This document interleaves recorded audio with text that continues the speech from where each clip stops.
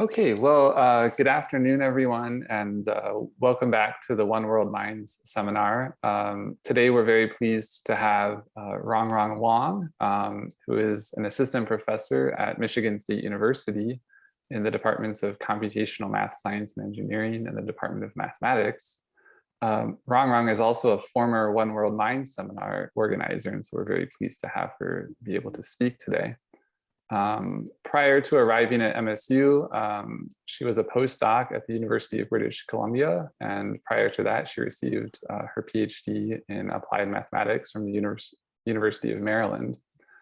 Rongrong's research interests include compressive sensing, inverse problems in seismic imaging, as well as Sigma Detla quantization, which is the topic of her talk today. Sigma Detla quantization on images, manifolds, and graphs. Rongrong, nice to have you back, and looking forward to your talk today. Thank you, Matt, for the nice introduction, and thanks, Mark, for the invitation. It's a real pleasure to speak at the One-World-MINDS seminar myself. And this talk is a joint work with my student He Lü. It's about quantization on images, manifold, and graphs. Okay. So I'll try to make this an introductory talk. It may still sound a little bit technical, though. The main theme of this is trying to generalize the current 1D Sigma Detla quantization to high-dimensional objects frequently coming up in the modern machine learning tasks like images, manifold, and graphs. So we're going to start with the first part talking about images, and the second part is manifold and graphs combined together. So quantization in most people's mind is just a rounding off operation. Hopefully by the end of the talk, I can convince you that it's more than that. In the traditional signal processing paradigm, quantization is in the middle of the paradigm that consists of sampling, quantization, and post-processing. Normally, a real-world signal is continuous in time and space and take real values. In order to digitalize it, we need to take samples of it and then quantize the samples. So after this, you will get a bit stream that can be stored in the computer, and if you want, you can reconstruct it, reconstruct the original signal later. And in terms of the image processing application, the sampling is done on the CMOS or CCD sensors, and the quantization is done on analog to digital converter. And these two steps together are done in the hardware. So it cannot contain very complicated mathematical operations in them. And after this, everything is moved to the digital computer, and you can reconstruct the signal using sophisticated optimization algorithms, if you like.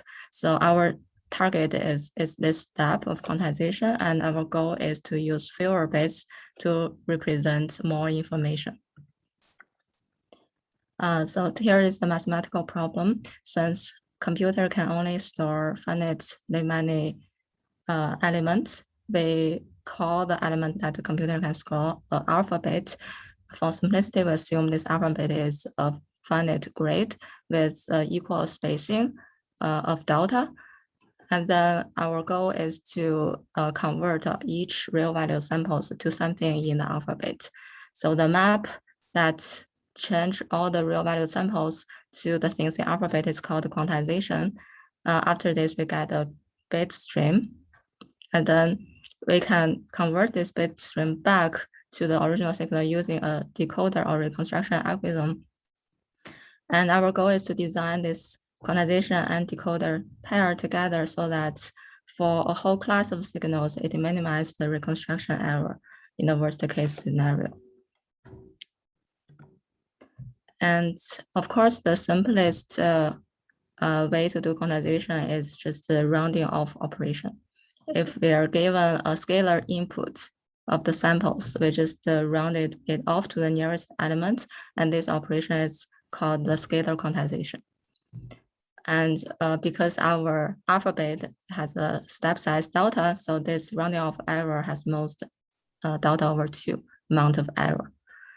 And if we have an input sequence of samples, then instead of doing scalar quantization, no, we can do scalar quantization on each of the samples independently, and then we get a sequence of quantizations, each representing a sample.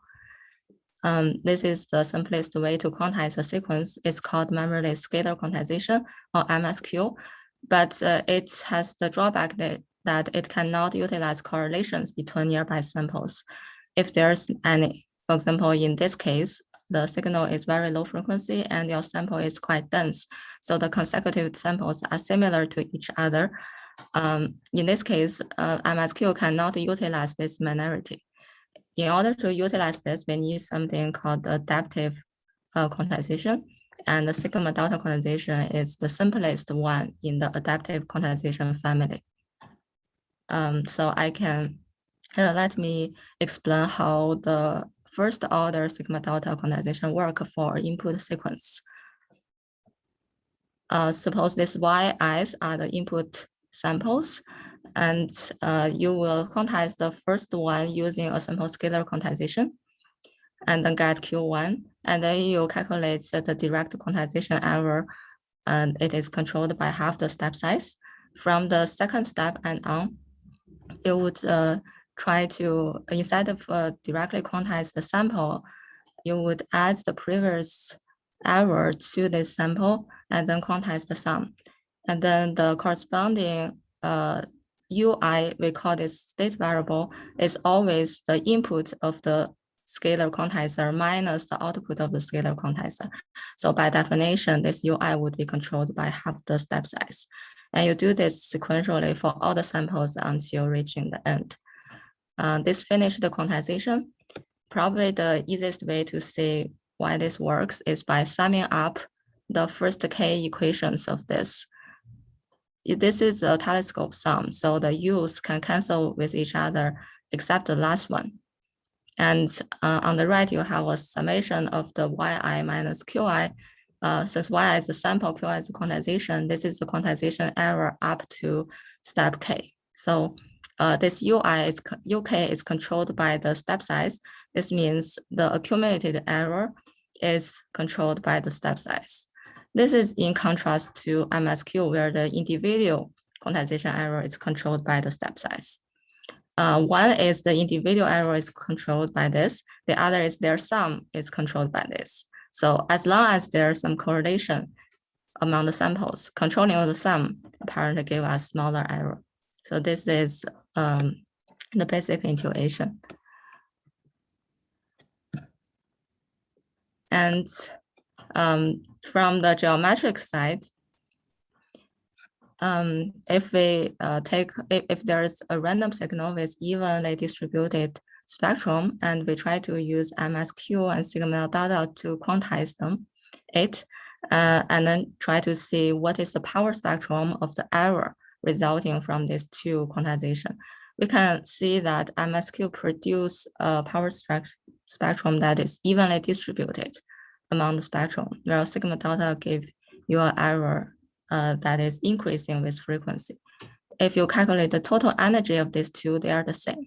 So Sigma Delta is not compressing the error. It is just pushing the error from low frequency to high frequency.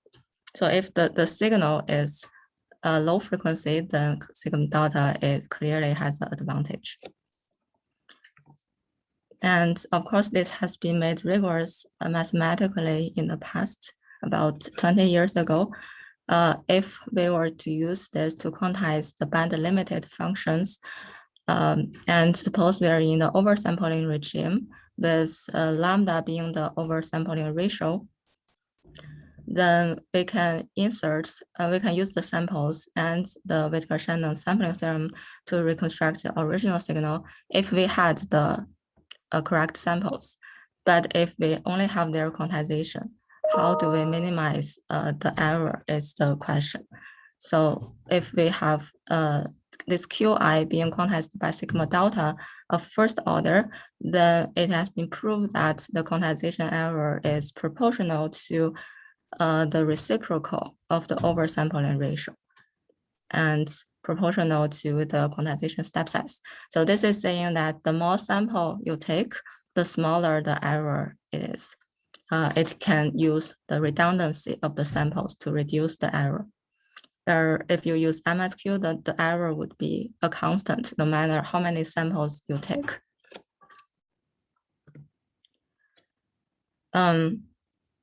So this there's always a question about the relationship between quantization and subsampling. I think this is an important perspective, so I'd like to mention it in these slides. If our goal is just to save storage, then subsampling will also do the work. If we throw away some of the samples, then avoiding trouble storing them also reduce the storage. What is the advantage of quantization over subsampling is the question. So a bit of disappointing news is that for oversampled band-limited signals, the quantization does not have an advantage in terms of bit efficiency. If quantized by MSQ, then it is strictly worse than subsampling. Quantization by Sigma Delta is approximately equal to subsampling in terms of bit efficiency. But in terms of stability, quantization by Sigma Delta is better than subsampling.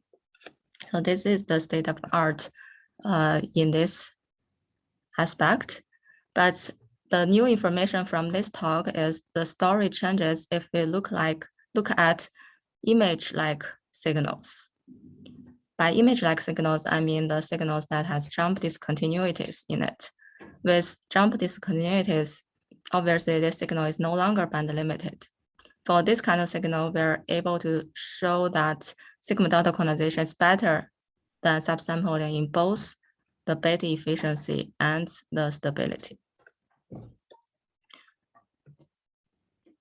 Of course, there are a lot of other work for Sigma Delta during the past decades for extremely low bit, high order, or for signals that is not continuous but discrete, or for quantization on non-uniform sampling, but some other type of sampling like a compressed sampling. But these results are all for one-dimensional signals. So you can only apply this to audio signals. In this talk, we are going to consider two-dimensional setting, like images. So the motivation to look at the images is a common issue you may be aware of when you take photos with your camera. So if the illumination condition is very extreme, no matter whether it's extremely bright or extremely dark, then you may observe that the camera you take with your iPhone degrade by a lot. So this one is taken under the dark environment, followed by a manual increase of the brightness. And the quality is much worse than the same picture taken under the normal illumination condition. This is because even if each pixel of the camera is associated with 16-bit or 8-bit, say, in this dark environment, only 3 to 4 of the bits are effectively used. Other bits are idle. You cannot effectively utilize them if the quantization is done using MSQ. With the method I'm going to introduce, we get an image like this. It is taken under exactly the same condition with the same bit budget. So the quality is much better. The only difference is we replace MSQ with Sigma Delta, and we design a new decoder for that quantization. So the first thing we did to generate the previous image is to generalize 1D quantization to 2D. The idea is very similar. We still design a feedback loop that when we quantize the current pixel, we need to take into account of the previous errors. So we need to decide the order of quantization because Sigma Delta is adaptive. So what we did is consider this 4x4 image with 16 pixels. We will use one-dimensional quantization to quantize the first row and first column. And then for the rest of the pixels, it will utilize 3 neighbors, the left neighbor, upper neighbor, and the upper left neighbor. If you follow the order by the arrows, then it can make sure by the time you want to quantize a pixel, its left upper and upper left neighbor already quantized.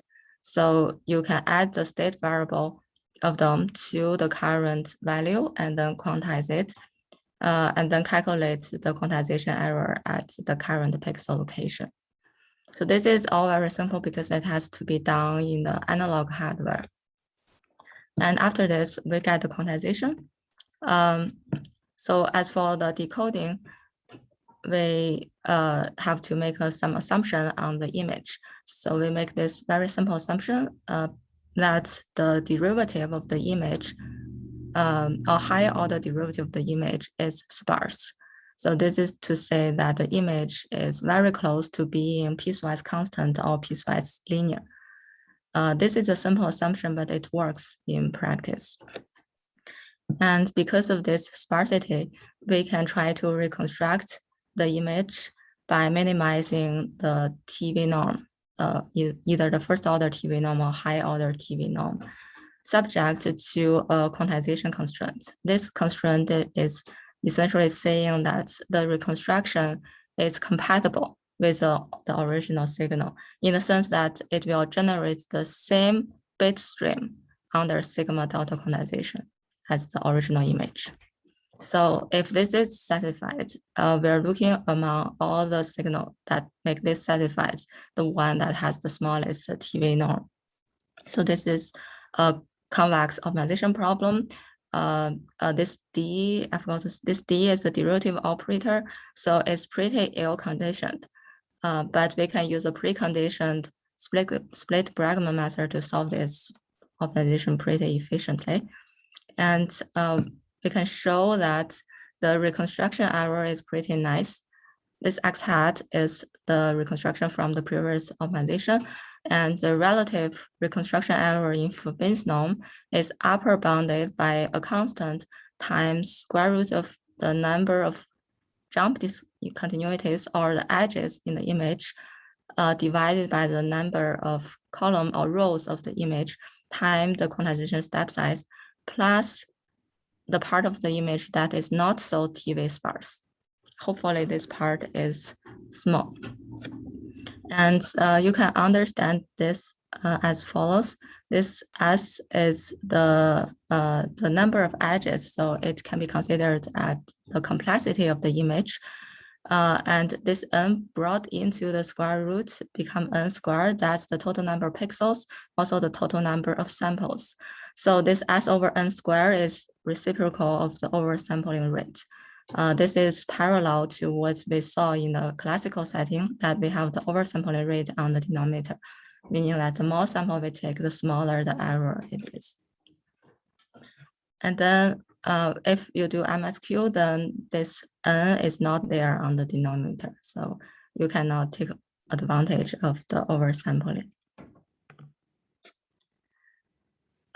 Next, I want to explain why this one is better than a simple subsampling. So what is the advantage of quantization compared to subsampling?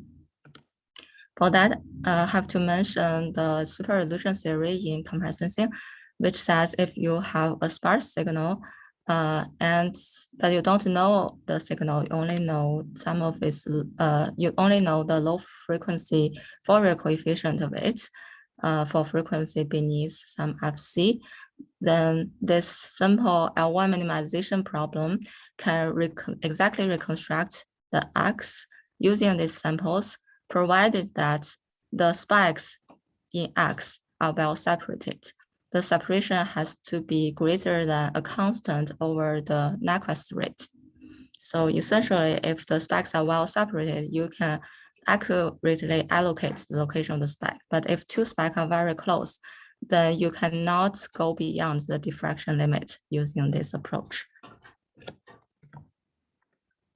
Our optimization problem come up in Sigma Detla quantization is very similar in essence to that super resolution problem, because we assume that the image has a sparse derivative. So by a change of variable, this quantity becomes Z, and we can minimize the L1 norm the discrete L1 norm or continuous TV norm of that to find the Z. And also Sigma Detla quantization is very good at preserving the low frequency information. So it can be considered as low pass filter. So in essence, we are doing a super illusion problem by solving that Sigma Detla constraint TV norm regularization problem, but not quite. So the difference is the most interesting part. If we do a strict subsampling, a uniform subsampling of the original image, then it means we get rid of all the high frequency energies. This means we are strictly in the super illusion regime. And the super illusion result tell us in order to get the compression in the reconstruction error, we must have a separation of the edges. If we don't have this separation, then this error bound will not hold. But with our result, this compression of the error is obtained free of that minimal separation condition. So no matter how close the edges are, we can get the same amount of error reduction compared to MSQ. So this is saying that quantization is better than subsampling in terms of bit efficiency. Here are some more example. I showed you that under the extreme illumination condition, the proposed method is much better than MSQ. With normal illumination, it still has the advantage, although the advantage is smaller. With MSQ, you get this kind of image. With Sigma Detla, there are two ways to apply Sigma Detla. One is apply the proposed 2D scheme. The other is apply the one-dimensional Sigma Detla column by column. And we show that the second way give us some discontinuity along the columns, which is not surprising because they are quantized independently, where the 2D scheme gave us a more continuous reconstruction. And if you look at the difference, the reconstruction error, we can see that the Sigma Detla error is mostly focused around the edges, and MSQ error is everywhere, and the intensity is larger. This is the power spectrum of previous difference plot. MSQ uniformly, MQ has an error spectrum that is proportional to the power spectrum of the original image. So because the original image have very large low frequency energy, so this power spectrum of MSQ error also have large energy here. But Sigma Detla can almost completely get rid of the low frequency error, and the high frequency error is reduced at some location as well. So this concludes the first part about image reconstruction, quantization and reconstruction. If there's any question about that, I can pause and answer them.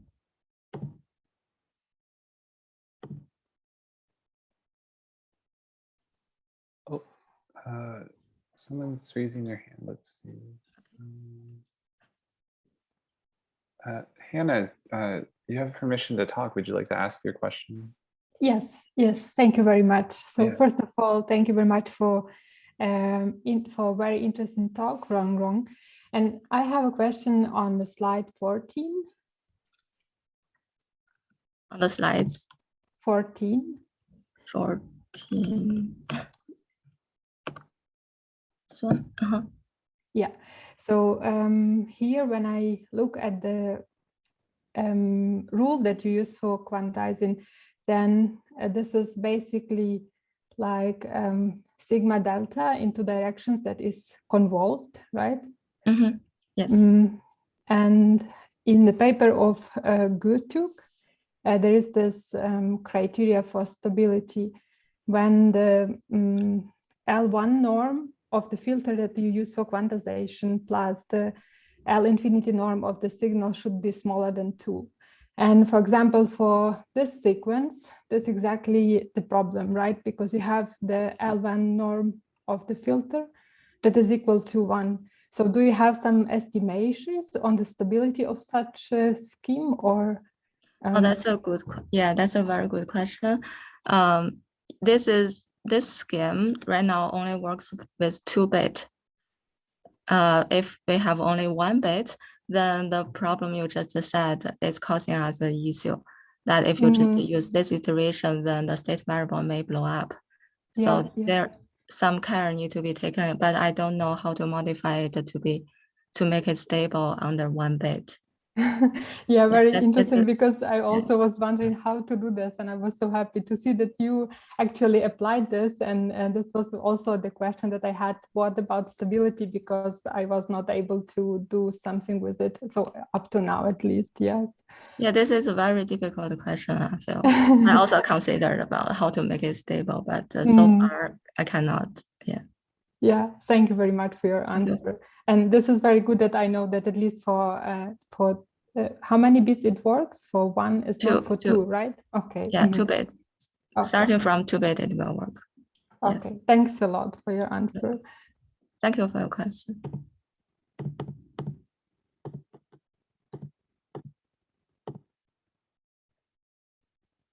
Okay.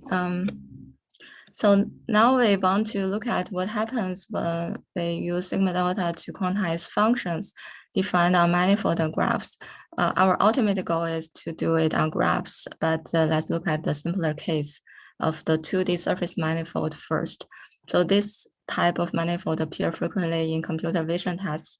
Our goal is to quantize functions defined on the manifold.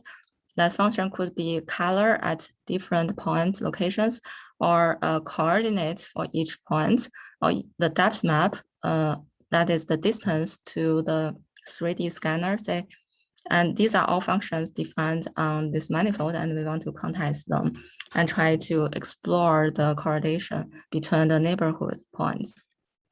And a quick observation is that for most of the 2-dimensional manifolds of interest, they are diffeomorphic to simpler objects like torus or spheres. So if we can define quantization on these simpler objects, we can do it on the complex ones by using the pullback map. So let's first look at the torus case. If you just cut this torus along these 2 circles, you can unfold it to a square, and then the grid on the torus become a grid on the square. If the grid is regular, then you can use the previous method at Numerical images to quantize this. But even if the grid is irregular, we can modify this coefficient so that the reconstruction error is always of the same order as if we have the regular grid.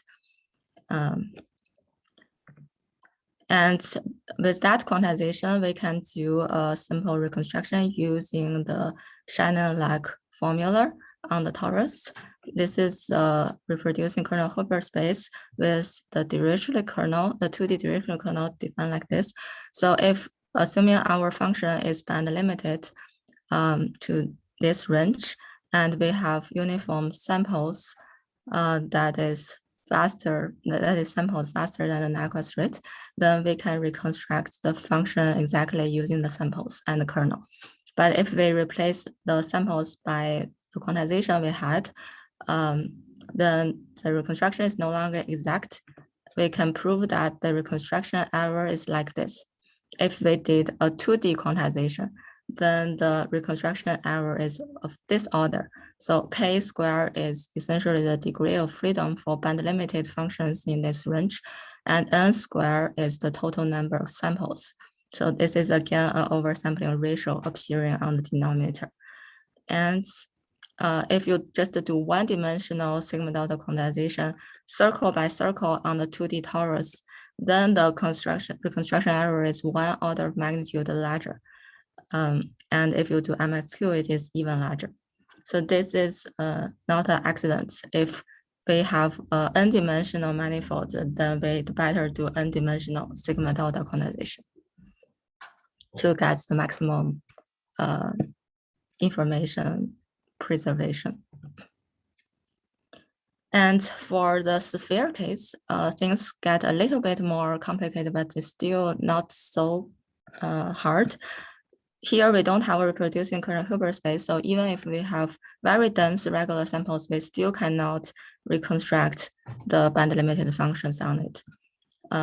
because now we need to use the normal reconstruction formula using the orthonormal basis defined on the sphere. Those are the spherical harmonics, which is also the Laplacian operator's eigenfunction.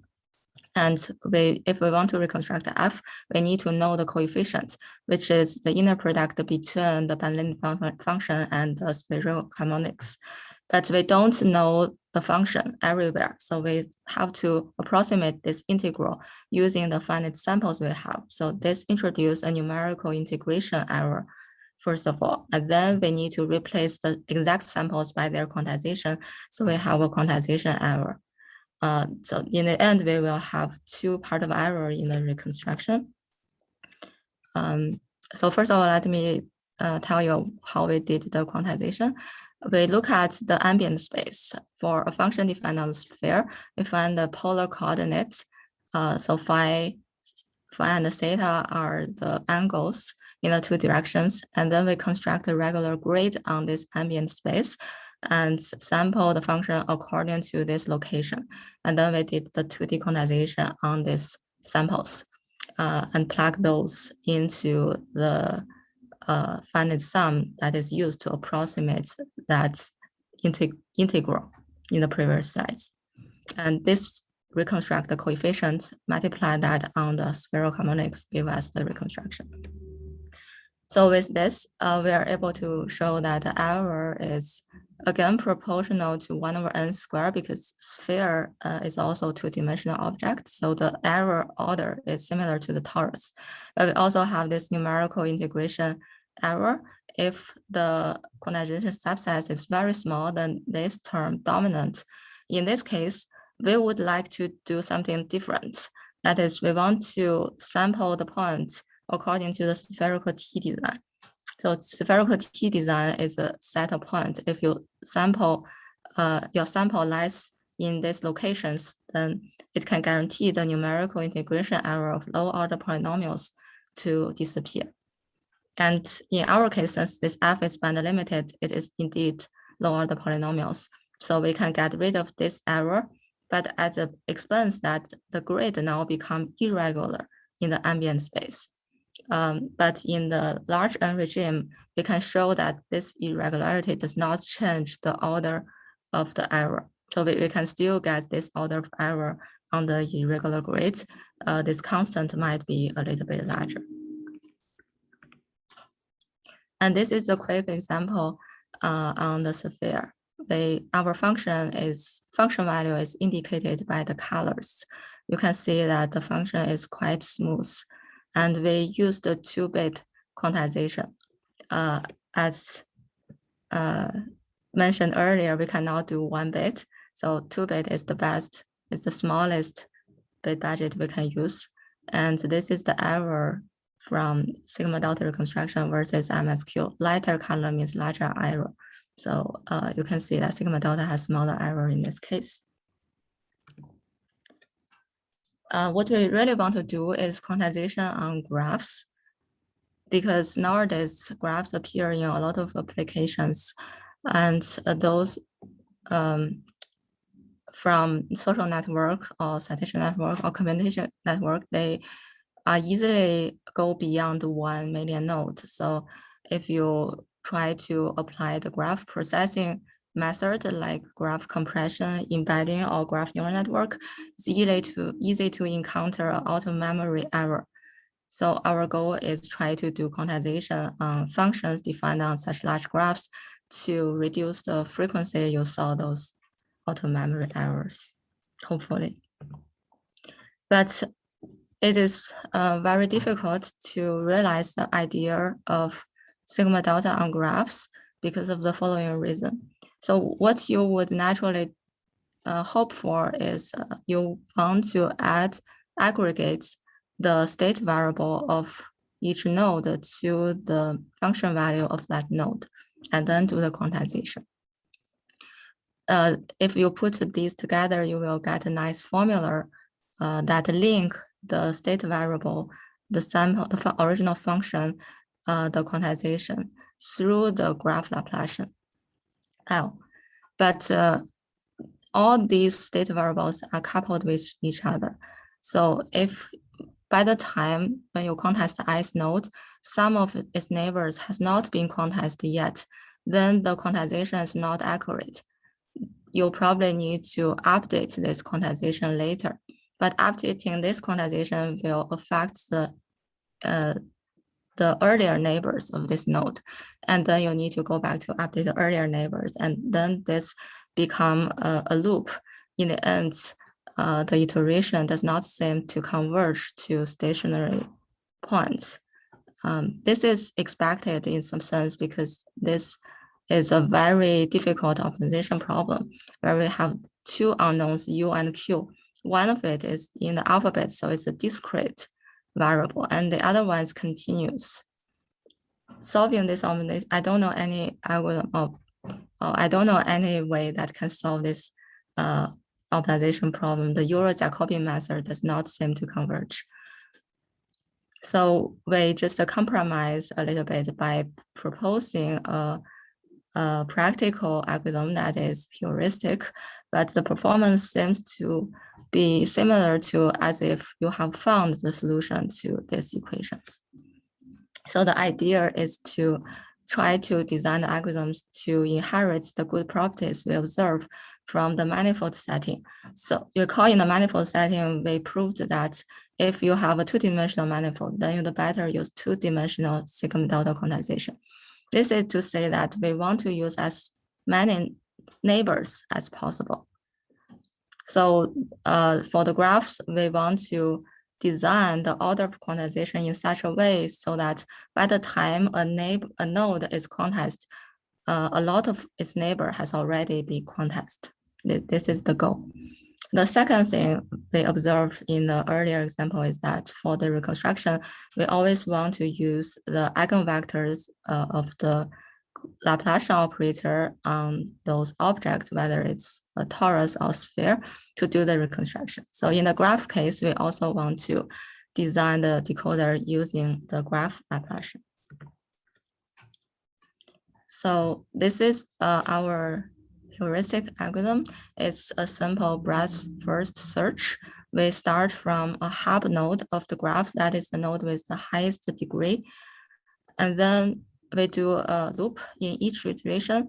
We visit all the k-hop neighbors of the hub, and then we rank these neighbors according to how many of their neighbors has already been quantized previously. And those with a lot of neighbors quantized are given a higher priority to be quantized first. And this way we can ensure to visit each node once and obtain their corresponding quantization. So in each step, we would only aggregate the state variable according to the node that is already quantized, normalized by the sum of their weights. So this way we can ensure the quantization is stable. So the normalization is to ensure the quantization is stable. And in the end, we just apply any graph filter to reconstruct the function from Q. Some numerical experiments. Even though this is a 2D surface manifold, we can still try our algorithm 1 on it by constructing the k-nearest neighbors graph from the point clouds of this manifold. And we use input that graph to our previous algorithm to get the quantization and the reconstruction. So you can see that with 2 bits, Sigma Detla quantization gave almost the exact color back, where you cannot get so good result with MSQ. And we also tested on the real graph application. This is the graph embedding. We look at the graph embedding consider the task of associating with each node of the graph a vector representation. We want the vector to be low dimensional to save storage, but usually this D still has to be 128. So if the graph is very large, you have 128 dimension, each equipped with 32 bits, and with a lot of nodes, the auto memory issue is very easily encountered. So we want to do quantization on the embedding to see how the quantization affects the classification rates in the end. what we did is we grab a state-of-the-art method for graph embedding. It's called ProNE, and we use it to generate the embedding. And then we want to test how the quantization affects the final classification rate in a node classification task. So the quantization we did here is very fun. It's very coarse. It's only 1 bit. Okay, so we did a 1-bit quantization and see how it changed the classification. So here is the result. We tried it on several well-known test data sets with multi-label or single label. And for each of the data sets, we test the sigma delta MSQ versus the original embedding in terms of their classification rates. These are the training set percentage. And the first column shows the quantization error from sigma delta and MSQ. We can see that sigma delta always has a smaller error than MSQ, but the classification accuracy is more robust to the quantization error. With only 1 bit, the classification accuracy seems to be almost the same as if we use the original embedding. So we throw out 31 bit, only keep 1 bit, but the classification rate is similar. MSQ gave us also pretty good reconstruction, except for certain cases where we, in a single label data set, MSQ has a downgraded performance by about 1 to 2%, 1 to 3%. So that's all we did so far. In the future, we want to try this method in the training process of the graph neural network to see whether we can get similar result while saving the memory. And also with our algorithm does not have a theoretical guarantee. So the big question here is whether we can design a sigma delta quantization on graph with theoretical guarantees, either on the convergence or on the reconstruction error. And also whether we can do 1-bit sigma delta for high dimensional settings. And also whether beyond the sigma delta, whether there are other adaptive quantization methods that we can do for graphs. Last, for MSQ, right now we didn't push very hard to find a good reconstruction algorithm for MSQ, so maybe that is also a possible direction to go, considering how simple MSQ is in terms of implementation. Okay, that's all I want to talk about. Thanks for your attention, and I'm happy to take any question you may have.